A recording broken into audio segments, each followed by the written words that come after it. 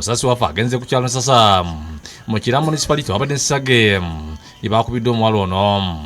Tuyambiddwako ssentebe w'ekyalo Deri ku Lukwago alutte ku nnyumba wabadde obuzibu nga tewali muntu yenna abadde okujja kasikaali.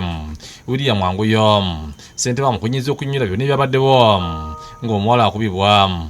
The moment they get inside there, I did not know about their plans. Anguyo mukweweza akategeeza nti yataasa omuwala ono okubibwa bawala bali bakuliddwamu kafuta kwene. Yeah, he was even the very person who called them to pay their transport fares.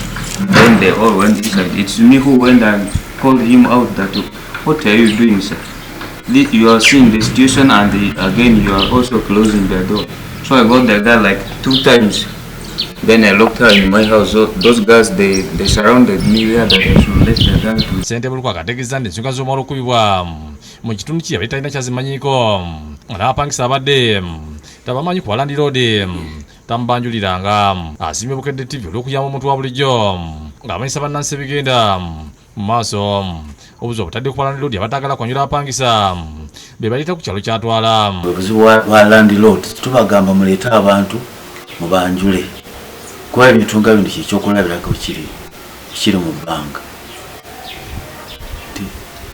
Singa omuntu omumanyi kyangu okubeera nga ali traced naye kati agenze tewali kyakukola.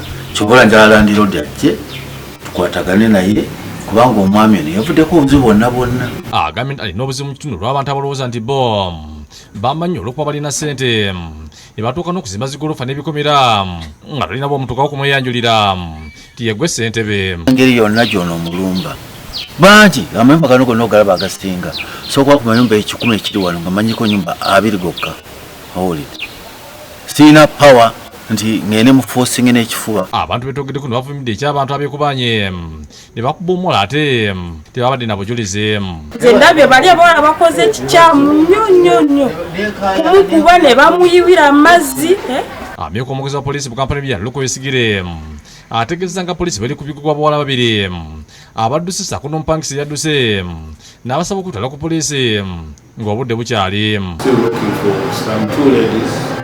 Whom we have gotten to know they are also the run, no longer staying at their home, which was known.